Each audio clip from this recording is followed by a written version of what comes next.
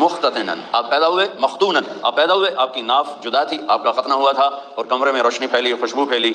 माँ ने, दाई ने पहलू में लिटाया बच्चे को, तो ये बच्चा जिसकी उम्र 15 मिनट है, ये एकदम करवट बदलता है और उल्टा नहीं होता, सजदे में चला जाता है। ये बच्चा सजदा करके सारे वकीलों को पैगाम देता है, वकालत करते रहना, नमाज न छोड़ना। सारे डॉक्टरों को पैगाम देता है, ताजरों को, ज़मींदारों को, बादशाहों को पैगाम देता है, नमाज न छोड़ना।